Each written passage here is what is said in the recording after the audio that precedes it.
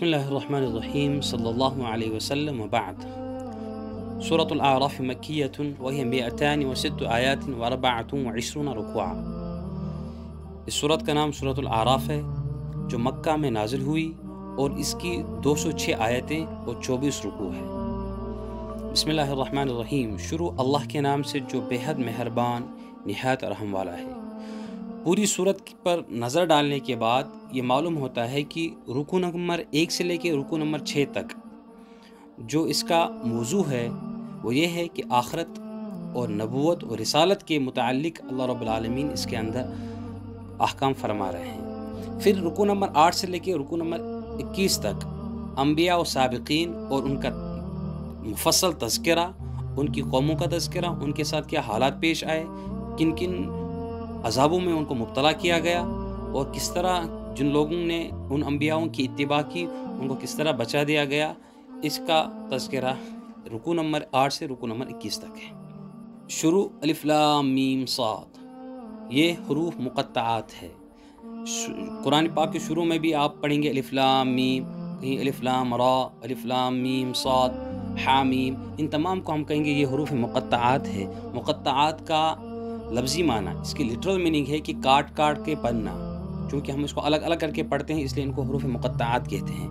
ان کا معنی کیا ہے؟ وہ اللہ اور اللہ کے رسول صلی اللہ علیہ وسلم کے درمیان ایک راز ہے، جو راز امت کو نہیں بتایا گیا، اور اس کے بارے میں اس کے پیچھے لگ جانا یہ صرف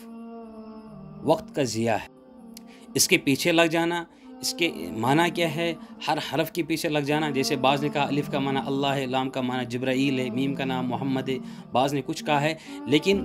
حقیقتاً اس کا معنی صرف یہی ہے کہ اس کا معنی اللہ ہی جانتا ہے اور اللہ کے رسول صلی اللہ علیہ وسلم جانتے ہیں۔ کتاب انزل الیک فلا یکن فی صدرک حرج منہ لتنذر بہ وذکری للمؤمنین،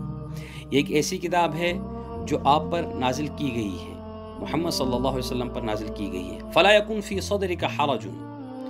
اور آپ علیہ السلام کا دل، یعنی آپ کا دل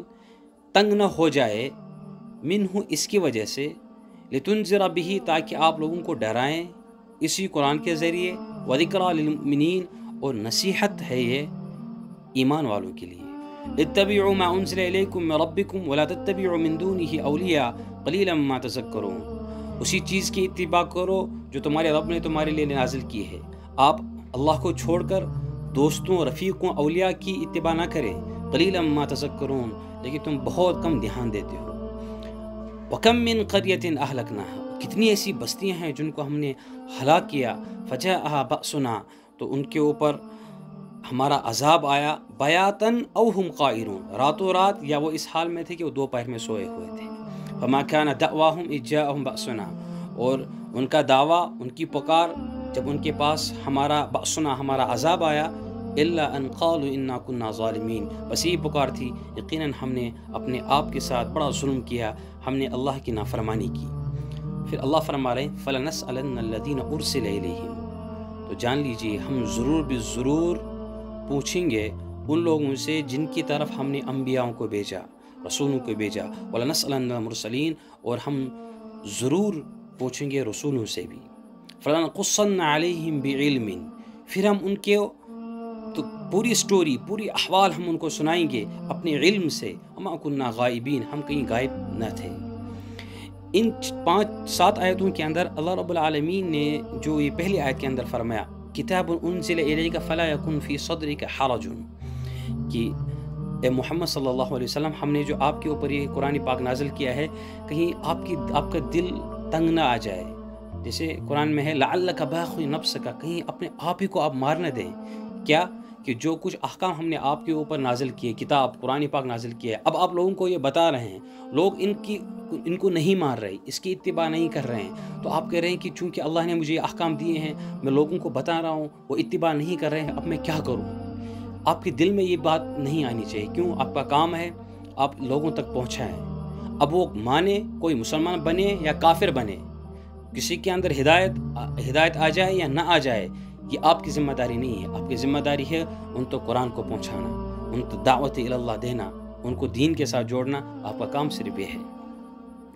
اس لیے آپ اپنے دل کے اندر یہ تنگی محسوس نہ کریں، آپ کا کام ہے لتنذر بہ، آپ لوگوں کو اس کی کہیں کہ کل قیامت کے دن آپ کو پھر سے اٹھنا ہے، پھر اللہ کے یہاں پیش ہونا ہے۔ آگے ایک اور آیت ہے، آیت نمبر 6 کے اندر فَلَنَسْأَلَنَّ الَّذِينَ أُرْسِلَ إِلَيْهِمْ وَلَنَسْأَلَنَّ الْمُرْسَلِينَ، کہ کل ہم قیامت کے دن لوگوں سے پوچھیں گے اور رسولوں سے پوچھیں گے۔ مسلم شریف کے اندر ہے کہ نبی اکرم صلی اللہ علیہ وسلم نے حجۃ الوداع کے موقع پر صحابہ کرام رضوان اللہ علیہم اجمعین سے کہا کہ کل قیامت کے دن اللہ آپ سے پوچھے گا،